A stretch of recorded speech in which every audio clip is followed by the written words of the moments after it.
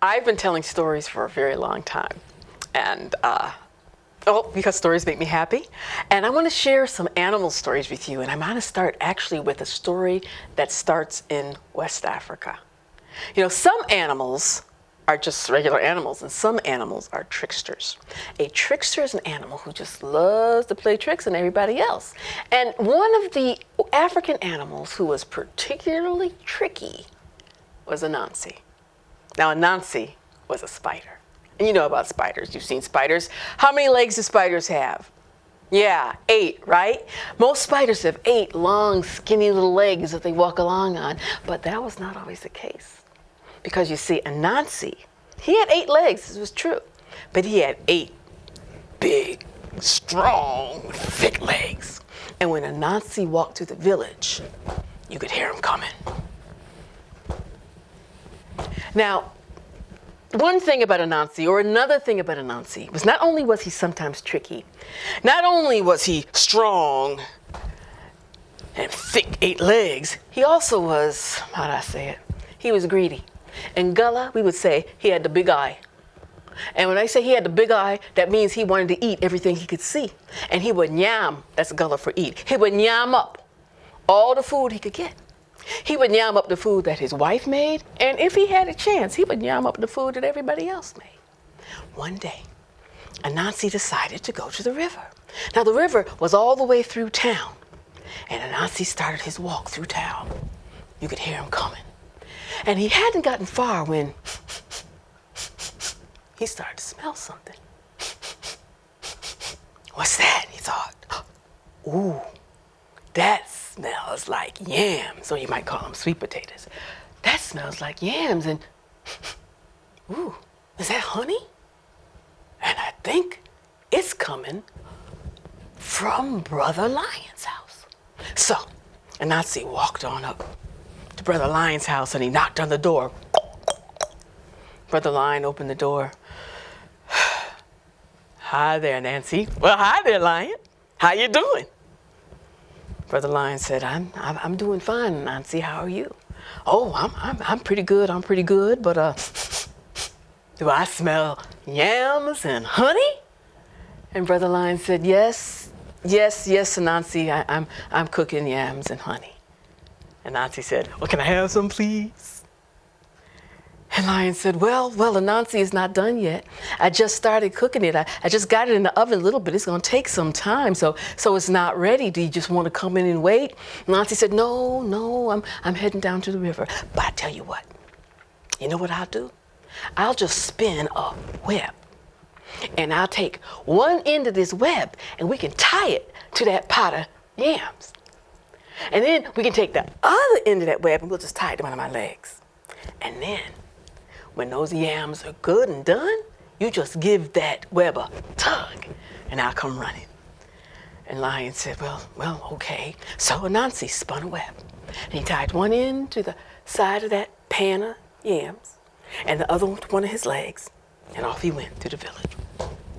I'm gonna have some yams, but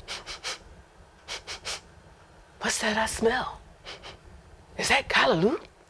Well, callaloo is a kind of greens, a lot like collard greens, you know. And he said, that smells like it's coming from Antelope's house. So he walked on up to Antelope's door. Antelope peeked out. He opened the door. Hi there, Anansi. Well, hi there, Antelope. How you doing? Antelope said, we're doing all right. And Anansi said, do I smell callaloo? And Antelope said, yes, I got some on the stove.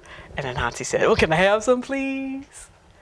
And Antelope said, well, it's just started, it's not stewed down yet. So, if you want, you can come back later, or you can come on in and wait. And Anansi said, no, I've got to go to town. And not to town, I got to go to the river. But tell you what, why don't I just spin a web? And I could tie one end of this web to that pot of callaloo. And we can tie the other end to one of my legs. And then, when it's done, you just give that web a tug, and I'll come running. And the Antelope said, well, okay. And so, Anansi spun the web, tied tied one end to the pot of callaloo, the other to one of his legs, and continued going through the village. On his way, do I smell jollof rice? Well, you probably know that as red rice. I do, and it smells like it's coming from Rhino's house. So he walked on to Rhino's house, he knocked on the door. Hi there, Rhino. Do I smell some jollof rice? Can I have some, please? And Rhino said, well, it's not ready yet. You know how long it takes to cook jollof rice? And Nancy said, that's okay. So here's what we'll do. And so, he spun a web. He put one end on the pot of jollof rice. He put the other end on one of his legs. And off he went through the village just until he smelled something else. And he smelled something else. And then he smelled something else. And soon he was on his way to the river and he was grinning to himself. I'm going to yam up some good food today. I just can't wait. And Nancy had gotten almost to the river when he felt the tug. Woo! That must be them sweet potatoes or yams. Woo! That must be that rice. Oh, that must be that greens. Oh, that must be and soon he was being tugged every kind of way, stretching and pulling, and poor Nancy didn't know what to do, and he staggered until he got down to the river and he fell in. And the water washed all the webs off of him. But when Nancy looked down, instead of having 8 thick, strong legs, Nancy had 8 scraggly, 10 weak little legs.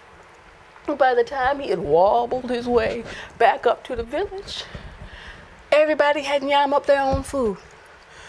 And Nancy just tottered on home, where he ate the food that his wife had prepared for him, which was all he needed anyway. And that's why spiders today have 8 long, skinny legs instead of 8 thick, strong legs. And that's the truth. Not only did stories come here with West Africans to the coast of South Carolina, they also brought their foods with them. Things that we know of as red rice, which is like West African jollof rice, or collard greens and greens, which is like the callaloo or greens that they eat in Western Africa, or yams or sweet potatoes. And so folk who live here eat a lot of food like folk who live in West Africa still today. Now, some of the stories they brought over were similar to the stories in West Africa. There were tricky animals told about here too. Now, the most famous tricky animal told about right around here in South Carolina was not a spider. It was a rabbit, brother rabbit.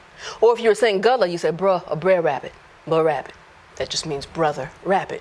You would call the animals as though they were brothers and sisters. Now, bruh rabbit was also very tricky. He was very tricky, and to be honest, he always figured, why do good when you can cause trouble? That was pretty much, and he didn't cause trouble for any reason other than that it was fun. That's why he would do it. One day, Brother Rabbit was just sitting along the bank of the river, and he was talking to Brother Gator. Brother Gator was just there sunning himself, and Rabbit came and sat alongside him and said, how you doing today, Gator? Gator said, I'm doing all right. The sun feels good. It's a good day. How you doing? And Rabbit said, oh, Gator, it's been troublesome, I tell you. I sure do see a lot of trouble up here on land. And Gator said, trouble? Who's trouble? I don't think I ever met trouble before. And that would make sense. I mean, where would a gator meet trouble? But when Gator said that to Rabbit, Rabbit said, you haven't? Gator, I like you. And I wouldn't do this for just anybody. But tell you what, why don't you meet me up here on land first thing tomorrow morning or day clean? And I will personally myself introduce you to trouble. Gator got excited. He's like, oh, okay, that'll be great. Can I bring the family? And Rabbit said, sure, bring the family. So Gator got back in the water, went down to his den where his whole Gator family was waiting. And he got all of them together, the little Gator children and Mrs. Gator. He said, guess what? Tomorrow we're going on a field trip. And the kids said, what's a field trip? He said, I'm not sure, but we're going to go on up and we'll go on the field. And we're going to have a really good experience because the Rabbit's going to introduce us to trouble. And they said, who's trouble? He said, I don't know, but we'll find out tomorrow. So let's go on to sleep early tonight because you know how long it takes you to get ready. And so all the gators went to bed early because it did take them a long time to get ready in the morning, and they had to get up really early. And the reason it took the gators so long to get ready to do anything is because all of the gators were vain. They were full of themselves. They were stuck up. And you see, the reason they were that way is because all of the gators were as smooth and shiny as a pair of new Easter shoes from the tip of their nose to the tip of their tails. And you couldn't tell them nothing. They just knew they were fine. Matter of fact, every time Gator caught a glimpse of his reflection, he would say, "I sure am fine." So it took the gators a while, just nudging each other, who's in the mirror, who was the smoothest, who was the shiniest, who was the sleekest. But finally, they got themselves together, and they went up on land to find Rabbit and meet trouble. But when they got to land, couldn't find hide nor hair of Rabbit. So they started to walk and look for him. Just, no rabbit over there. No rabbit over here. Just walking and walking and looking for that rabbit. But they couldn't find hide nor hair of Rabbit. And by midday, they were tired and they were hot. The little gator started to complain, and then Brother Gator saw a field of straw, and it looked kind of comfortable. So he said, "Tell you what, we're a good little ways from the river, so why don't we go on in this field of straw, take a little nap? Then we can go on and find Rabbit so we can meet trouble." So Brother Gator went on in the field with Mrs. Gator and all the little gators, and they settled down to take a nap. Now, if you knew Rabbit, and I knew Rabbit, you would not be surprised when I tell you that he was very close by. As a matter of fact, Rabbit had been watching those gators from the second they left the water. And when he saw the entire family of gators go in that field of straw, he said, "Guess it's time for these gators to meet trouble." So Rabbit snuck up to the field and took his pipe out of his mouth, and he just knocked a couple of hot coals into the edge of that field. Now the gators, they started to smell something they'd never smelled before. They said, "What's that?" Daddy Gator said, "I don't know. That must be trouble. He sure do smell funny." So then they heard a noise. It was a noise they'd never heard before. It was like a crackle. Well, that must be trouble coming. He sure does sound funny. So they looked in the direction of the noise, and ooh, they saw a sight they had never seen before. It was soft and gray and fluffy. Ooh, it had yellow and red and orange. And Brother Gator said, "Ooh, trouble may smell funny and trouble may sound funny, but he sure is pretty. Lie real still. We want trouble to come close so we can get a better look." So little gators and everybody, they just lay real still. And trouble came closer and closer until, ouch! It bit me! "Run," Brother Gator said. "This trouble's a mean creature." So the little gators, they turned tail and ran. And Mama Gator and Father Gator, they just running for the water with trouble behind them, just biting them the whole way. When they hit the water, a cloud of steam went up. Now Rabbit sat on the bank of the river just laughing his head off. He hadn't had that much fun in 2-3 days tops. But those gators did not think it was funny. As a matter of fact, it was 3 days before they would even show their eyes above water again. And when they did, they were as gray and cracked and ugly as they are now. And that's why gators look the way they do.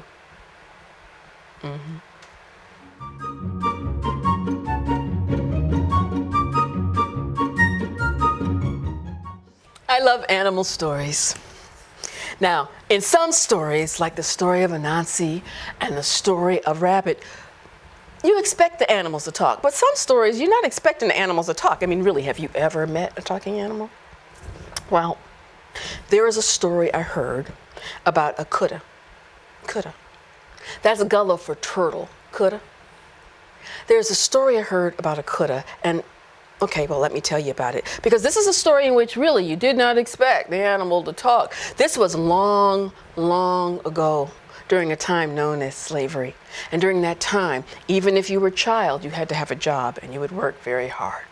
And there was a little boy who worked, well, not so far from around here. His name was Toby. And every morning when he would wake up, the big boss would give his mama a job and him a job.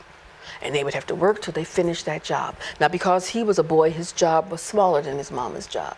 And if you finished your job before the sun be red for down, that means sunset, well, then you had some time on your own.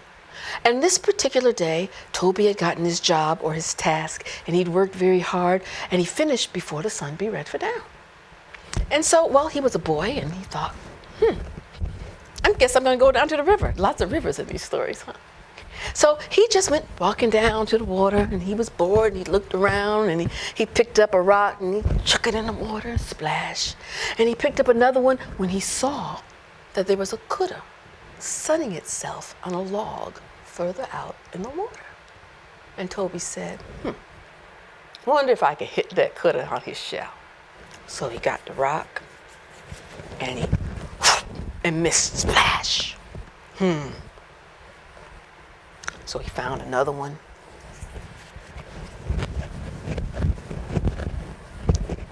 And he hit the kuda right in the shell. Now, what you would expect is for the kuda to off the log, splash into the water, but the kuda did not do that.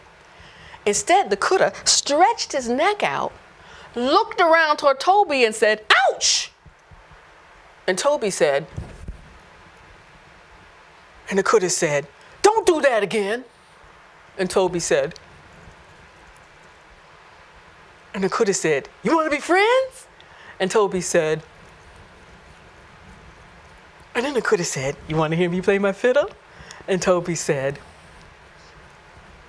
so the kuda stood up on his little tiny hind legs, and it reached down in his shell, and he pulled out this tiny little fiddle, and he tucked it under his little wrinkly chin, and he started to play.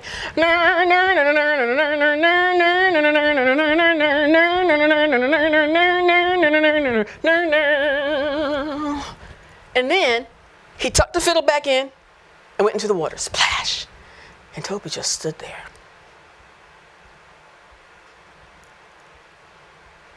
And then he went home, and he didn't say anything to anybody. But the next day, when he and his mama woke up and the big boss gave him a task, and he gave his mama a task, Toby worked really, really, really, really hard because he's just trying to get that task done before day clean. And when he managed, he had a little time, so he went running back down to the river. And when he got there, he looked, and there was the kuda. And the kuda said, hi there, friend. You want to hear me play my fiddle again? And Toby said. So the kuda stood up, pulled out his fiddle, and started to play.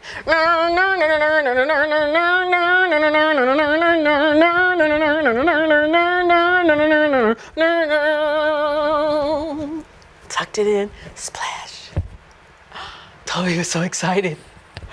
He had a friend, and it was a talking kuda.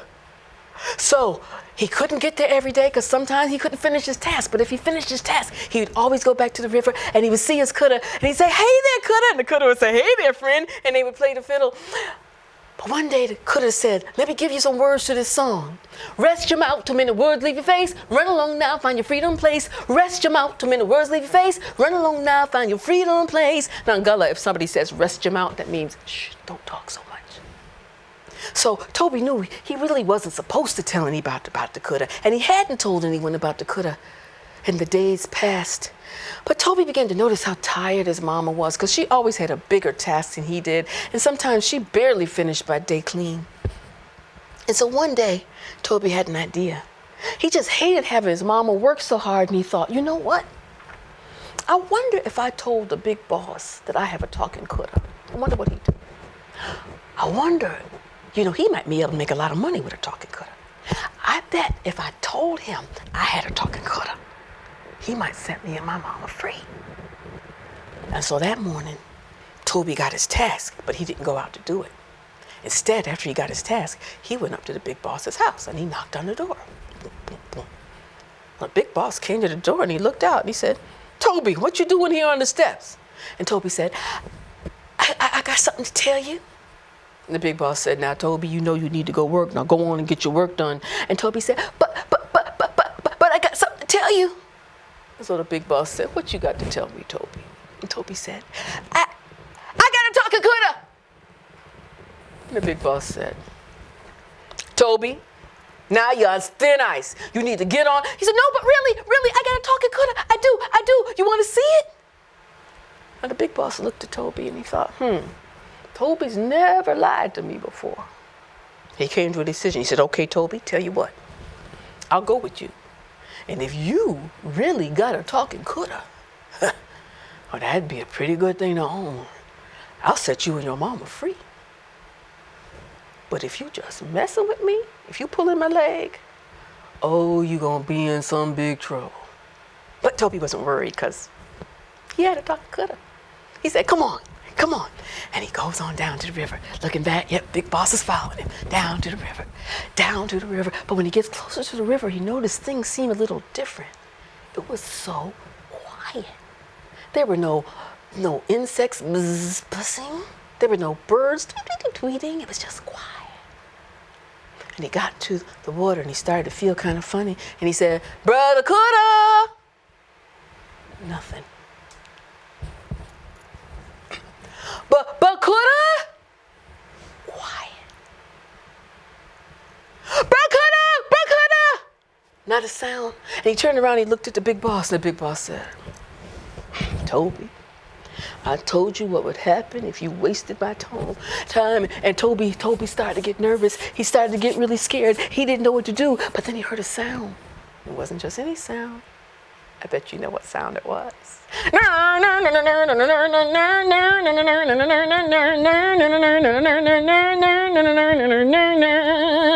There was that talking critter. And he said, Toby, I told you talk too much. But when the big boss saw that talking critter, he said, oh, there really is a talking critter. Well, then, you know what? I'm going to set you and your mama free. And that's the story that Toby told about he and his mama getting their freedom.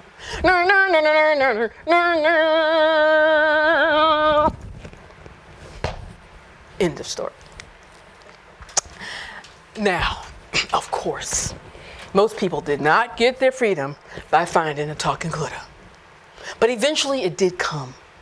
And people still continued to have family and community and tell stories. And some of those stories are animal stories. One of my favorite animal stories is one that I have told my children time and time again. Now this story about a little girl. Now they called her little sister, and that's not uncommon in the Gullah community to call folk, just call her sister. So little sister, and we don't know any other name, that's what everybody called her, little sister.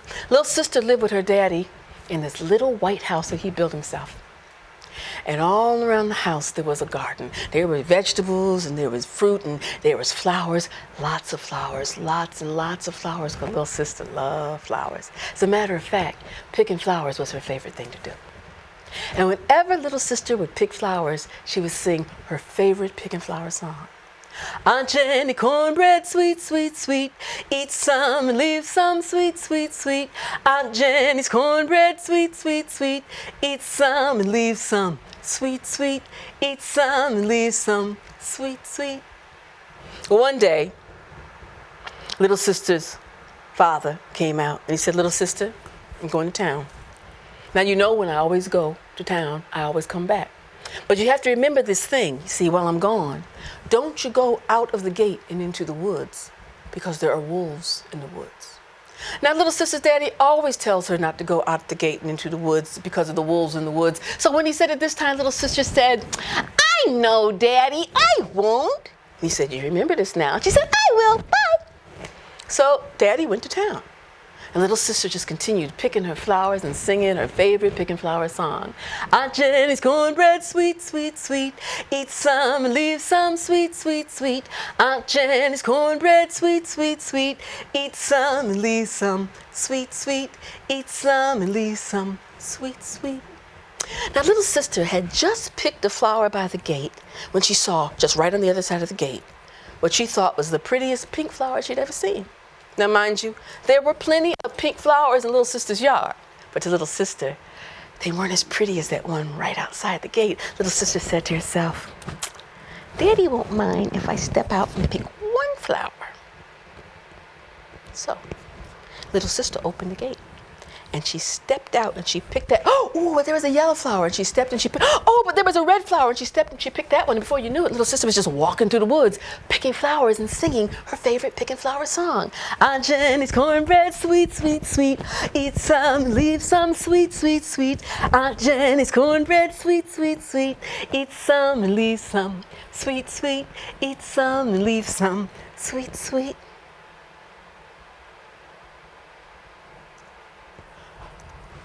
She had gone a lot farther from her yard than she meant to go. She turned to go running home when from out behind a tree jumped a wolf. Hi there, little girl.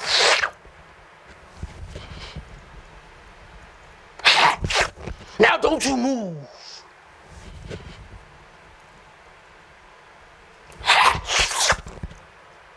Why don't you sing that sweetest, goodest song again?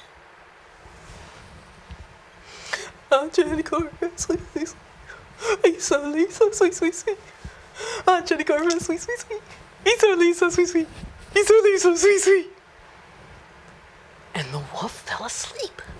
When the little sister saw the wolf was sleeping, she went running as quickly and as quietly as she could towards the gate.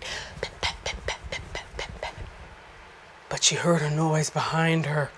Pip, pip, pip, pip, pip, pip, pip, pip. It was the wolf. Ha! Did you move?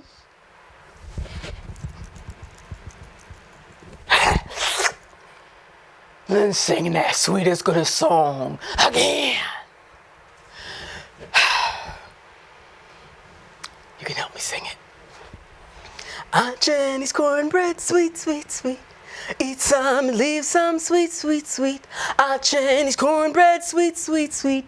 Eat some and leave some, sweet, sweet. Eat some and leave some, sweet, sweet. And the wolf fell asleep again. So little sister went running as quickly and as quietly as she could towards the gate. Pip, pip, pip, pip, pip, pip. But she heard a noise behind her. Pip, pip, pip, pip, pip, pip. It was the wolf. Did you move?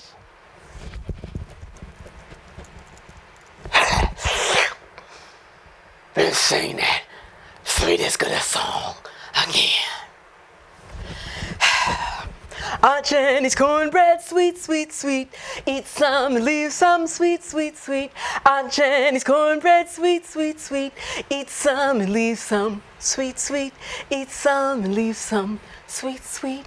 And the wolf fell asleep again. So little sister went running as quickly and as quietly as she could towards the gate. Pip, pip, pip, pip, pip, pip. But she heard a noise behind her. Pip, pip, pip, pip. It was the wolf. I think you moved. No, sir, Mr. Wolf, you think I moved? I didn't move. Right here, picking flowers and singing songs the whole time. Singing songs, picking flowers the whole time, really. And sing that sweetest, goodest song again. Aunt Jenny's cornbread, sweet, sweet, sweet. Eat some and leave some, sweet, sweet, sweet. Aunt Jenny's cornbread, sweet, sweet, sweet. Eat some and leave some, sweet, sweet. Eat some and leave some, sweet, sweet. And the wolf fell asleep again. But little sister could see the gate. It was right there. And she went running as quickly and as quietly as she could. Pip, pip, pip, pip, pip, pip. But she heard a noise behind her. Pip, pip, pip, pip, pip, pip. But she was almost there, so she ran in and she slammed the gate shut in the wolf's face. And she was sweetest, goodest, safe. Sweet, sweet. End of story.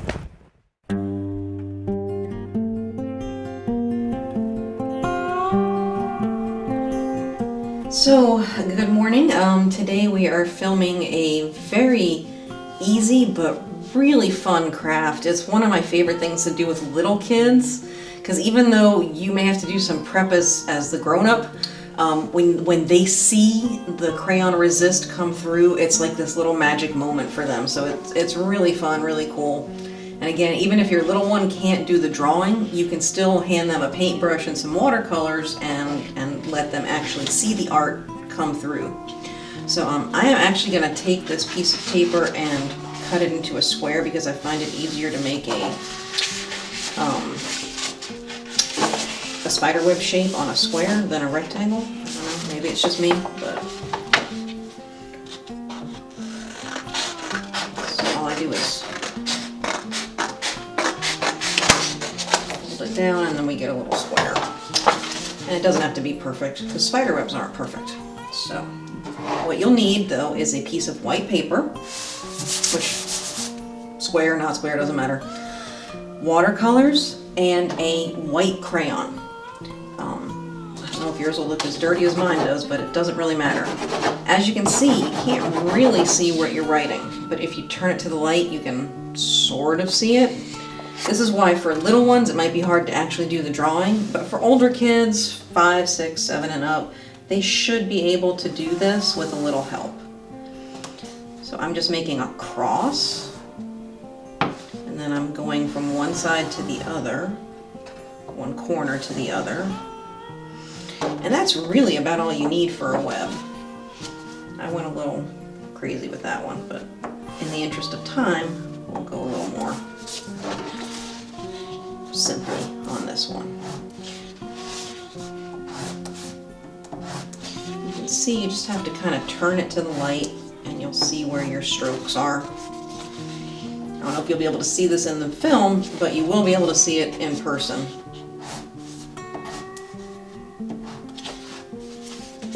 Like I said, spider webs are kind of organic. Well, they are organic, so if your web isn't perfect, it doesn't really make it look any less magical when you hit it with the paint. But an important thing is to protect the surfaces, so that's a handy piece of newspaper. And then you can actually use whatever color, watercolor you want. If your kid wants a pink spider web, that's fine. I'm just going to use a little bit of black and a tiny bit of blue together. Now it looks like there really isn't anything on the paper. This is the fun part. And this is the part that all little kids just find so magical because you can't see it and then suddenly you can. And you can do any kind of scene with crayon resist. We used to do it all the time when I was in school. Maybe they still do.